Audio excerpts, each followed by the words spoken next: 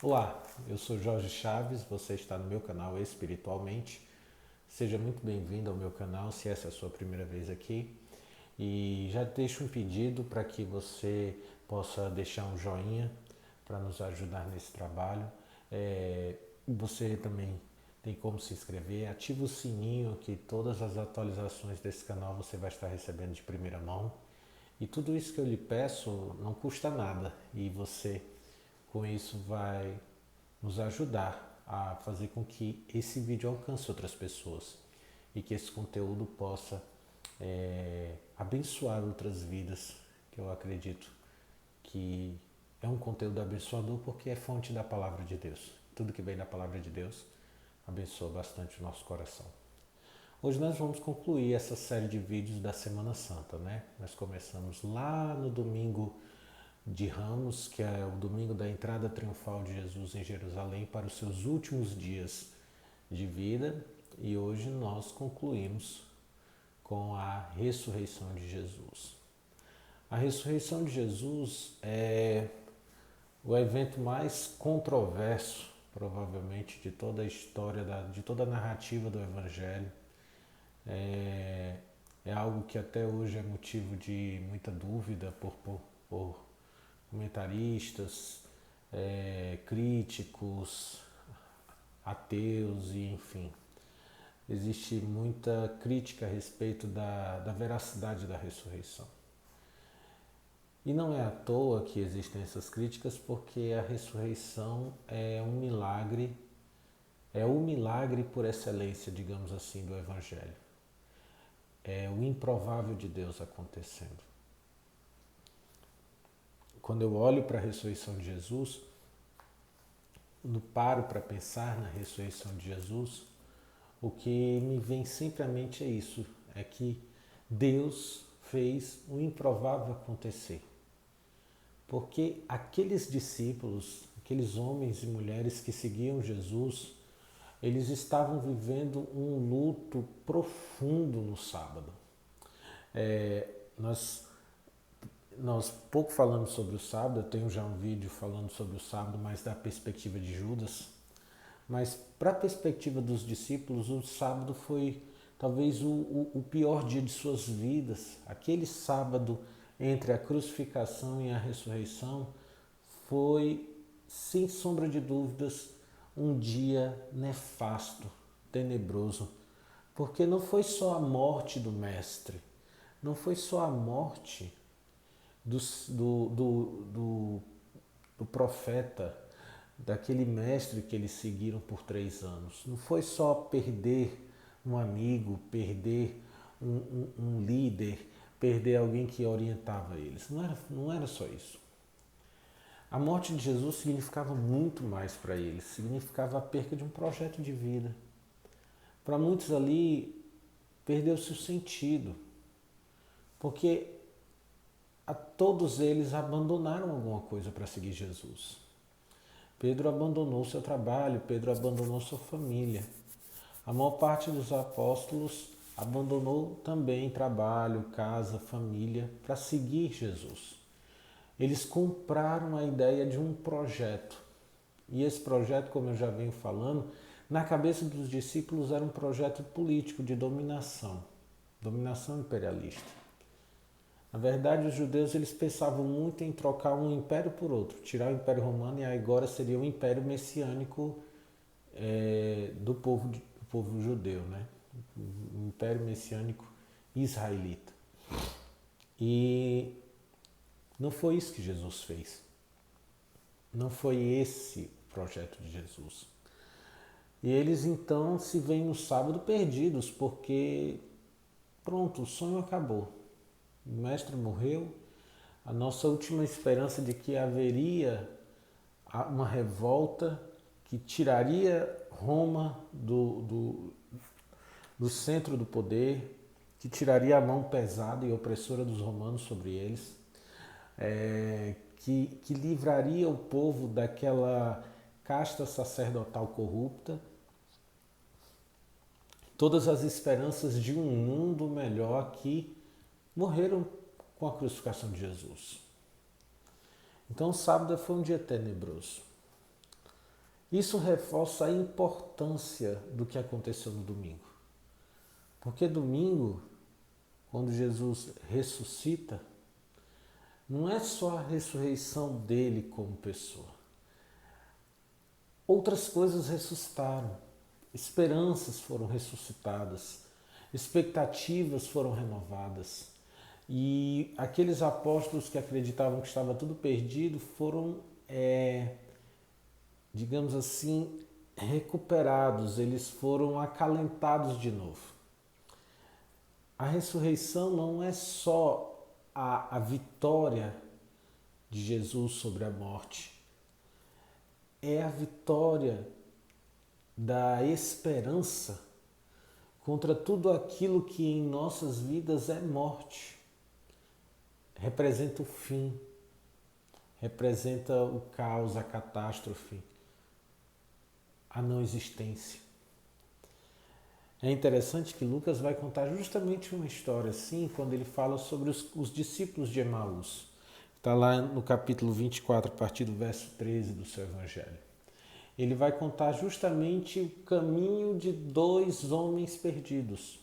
Aqueles dois discípulos de Emaús caminhavam, saíam de Jerusalém, estavam indo para sua casa, e eu fico pensando que aqueles estavam ali na cabeça deles pensando, como é que eu vou chegar em casa? Como é que eu vou dizer para minha família que eu segui um homem que foi morto, que eu segui um Messias falso, um Messias que não era o Messias que libertaria o povo de Israel? Como é que eu vou chegar em casa e dizer que passei 3 anos fora seguindo uma figura que morreu numa cruz, que era uma morte maldita, reservada apenas para os piores homens, para os criminosos mais sórdidos? Como que eu vou explicar isso? Eu fico imaginando que havia uma série de questões turbulentas no coração daqueles homens e eles vão no caminho em oração, conversando uns com os outros, um com o outro e tentando encontrar um meio, porque a vida deles foi totalmente interrompida. Houve ali uma interrupção total. Os sonhos foram destruídos. E aí Jesus aparece no meio do caminho. Jesus aparece e acolhe aqueles homens na sua desesperança. Eles não reconhecem de primeiro Jesus ressuscitado. E esse Jesus vai conversando com eles. E esse Jesus vai mostrando a importância de tudo aquele processo, vai esclarecendo as Escrituras, vai mostrando por que ele tinha que morrer, por que ele teve que passar por aquele processo de morte, e vai explicando. E quando eles entendem que ali é o Jesus que ressuscitou, as coisas ficam mais claras. E aquele caminho de volta para casa já não é mais caminho de volta para casa, porque agora eles foram tomados por uma nova esperança. A ressurreição,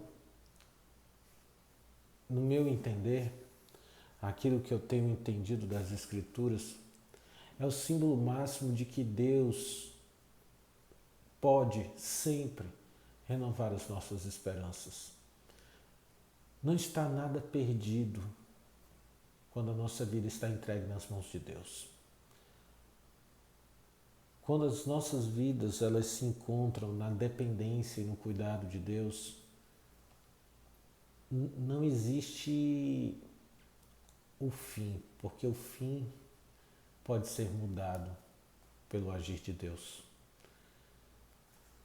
A morte, que era o problema sem jeito, né? Digamos, como a gente diz aqui no Nordeste, né? Um problema sem jeito, um problema sem solução. Houve uma solução para a morte em Cristo Jesus. Jesus venceu a nossa morte. A morte não pôde segurá-lo. A morte não pôde detê-lo. Ele ressuscitou. E a ressurreição de Jesus representa a ausência de limites para o poder de Deus. O poder de Deus não se limita a nada. A morte não limita o poder de Deus. As circunstâncias não limitam o poder de Deus. As contradições e situações difíceis da nossa vida não limitam o poder de Deus. A violência dos donos do poder que crucificaram Jesus na tentativa de manter um status quo de conforto e privilégio, isso não consegue deter a mão de Deus. Toda tentativa, toda construção macabra que os religiosos, juntamente com os romanos, fizeram para manter uma estrutura de um sistema corrupto de poder, porque Jesus ameaçava isso. O discurso de Jesus sobre um reino vindouro ameaçava o reino corrupto que existia.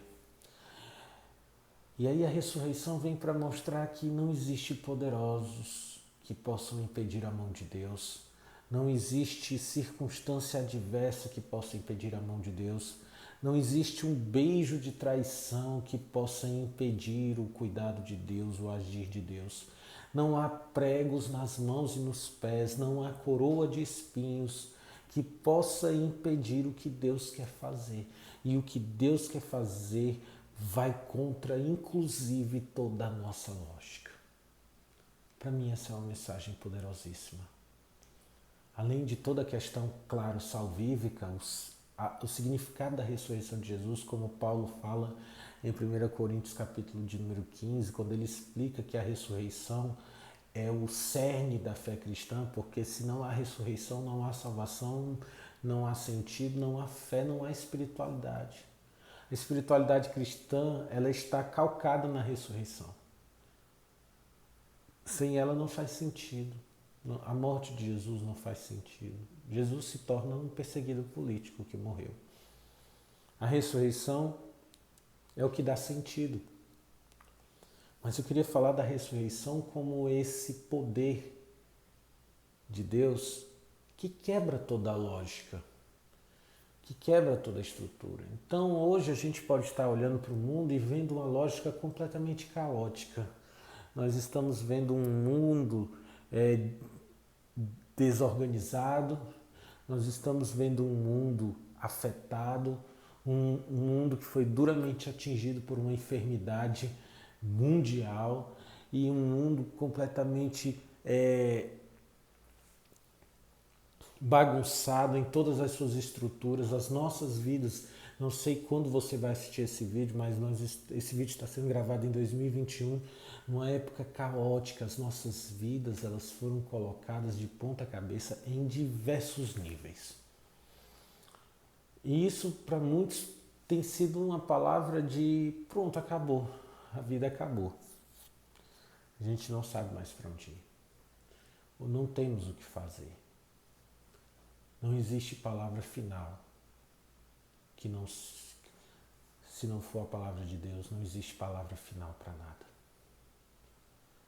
Se não vier dele a palavra final sobre as nossas vidas, eu quero dizer para você que nem a morte pode impedir o que Deus quer fazer.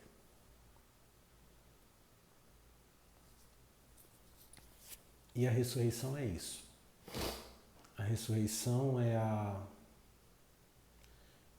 demonstração máxima de que nada e nem ninguém pode se opor aos projetos de Deus. Nada pode interromper aquilo que Deus quer fazer, nem mesmo a morte. E a minha oração é para que, no meio desse caos que nós estamos vivendo, e eu me vejo e vejo muitas pessoas como aquelas que estão no caminho de Emaús, no caminho do desespero, no caminho da perplexidade, porque eles estavam perplexos diante de uma situação tão surreal. Uma hora Jesus foi saudado como rei, entrou como rei, recebido como rei, e dias depois ele foi morto de uma forma estúpida por um sistema corrupto. Foi numa velocidade de tempo muito grande. Aqueles homens estavam caminhando debaixo de perplexidade, estavam em choque. E quem hoje não está em choque diante de tudo que está acontecendo? Mas no meio da perplexidade, no meio do choque, no meio de toda falta de sentido que aqueles homens estavam experimentando, o Cristo ressurreto visitou o caminho deles, visitou a vida deles, sentou com eles, explicou a eles o que estava acontecendo e a esperança brotou novamente, a esperança veio. Nesse domingo da ressurreição, a minha oração é ao Deus que ressuscitou Jesus e ao Cristo ressuscitado, para que Ele visite os nossos corações perdidos no caminho desta vida. Que Ele visite-nos com esse poder da ressurreição, com esse poder que mostra-nos que não há nada que Deus não possa consertar, que não há nada que interrompa o agir de Deus, porque até a morte Deus venceu com a ressurreição. Não há poder que impeça o agir de Deus. Nem o poder da morte, nem o poder das tragédias, nem o poder político, nem o poder da corrupção, nem o poder do mal, nada pode interromper o que a mão de Deus quer fazer. E a mão de Deus que retirou Jesus da túmulo, retirou Jesus da morte e o ressuscitou, é a mesma mão que está pronta para nos socorrer e nos ajudar.